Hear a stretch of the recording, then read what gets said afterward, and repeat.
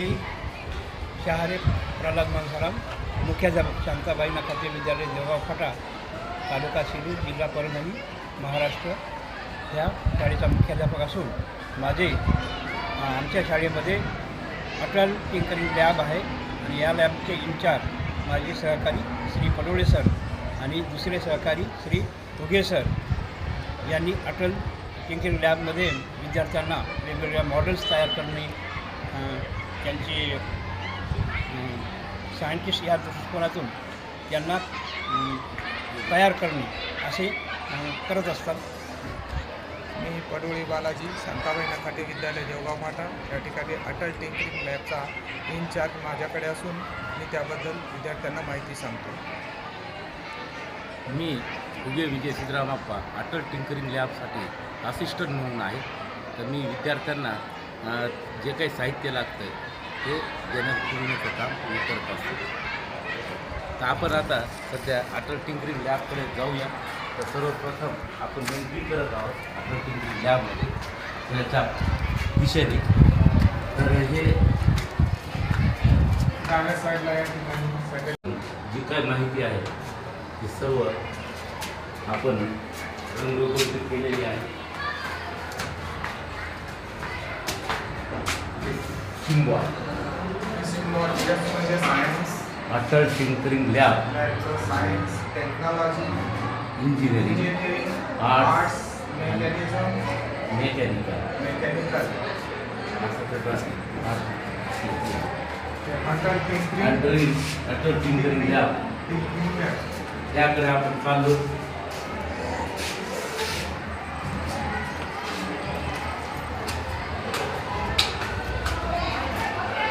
Atal tinkering lab, Shantabai Nakhate विद्यालय देवगाव फाटा, तालुका शिरूर, जिल्हा परभणी.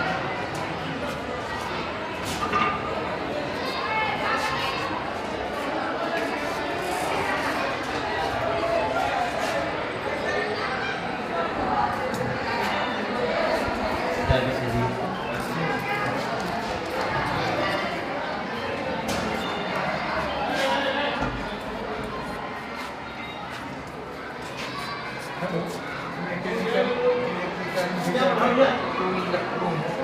पहिली रूम आहे.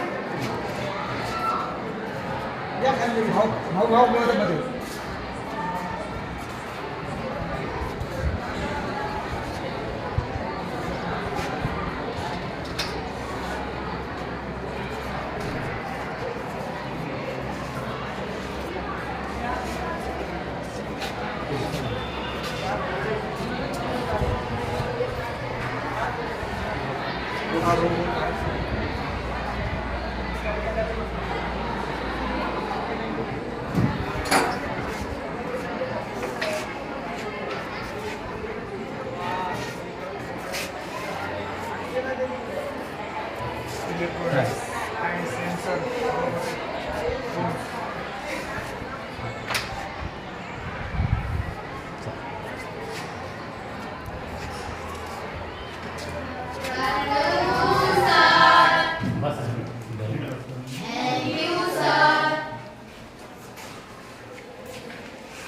काय करतात मुलांना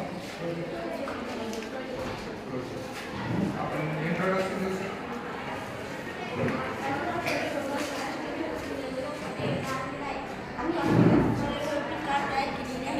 आम्ही अगोदर ॲड सेन्सर्स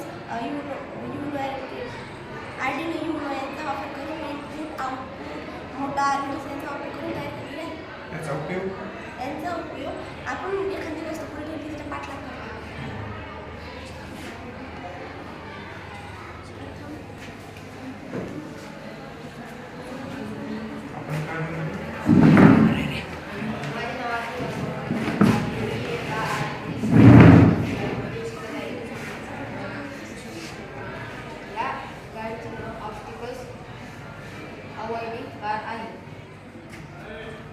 काही उपयोग. हिच्या समोर एखादी वस्तू आली, दगड होई, तर ही जागेवर थांबते व दुसऱ्या मार्गाने जाते. हिच्यामध्ये मोटार व्हील्स. प्रथम आम्ही लॅपटॉपमध्ये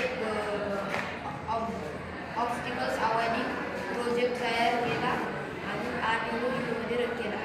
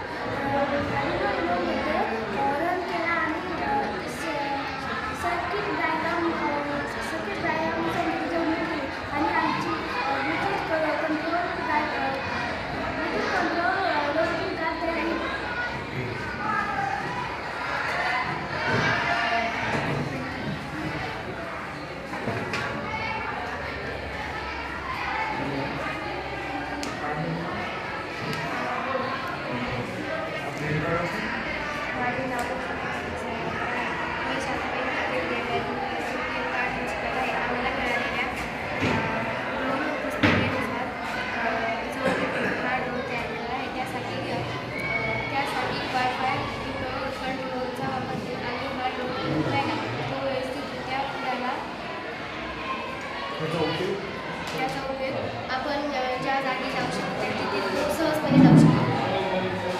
अजून प्रत्यक्ष या ठिकाणी हात बघायची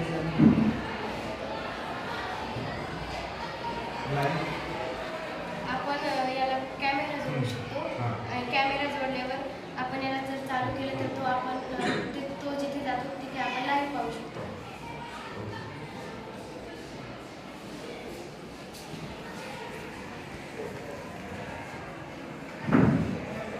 हा डेमो करून जातो.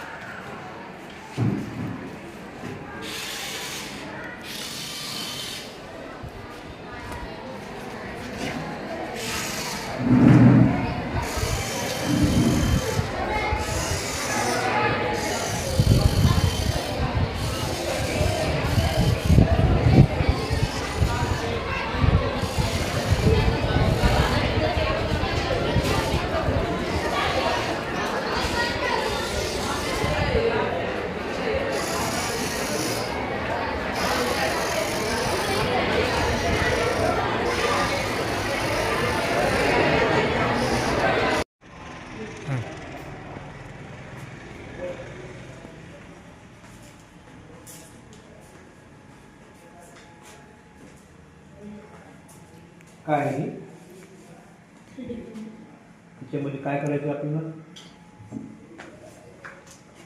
काय काय तयार करावं लागतं.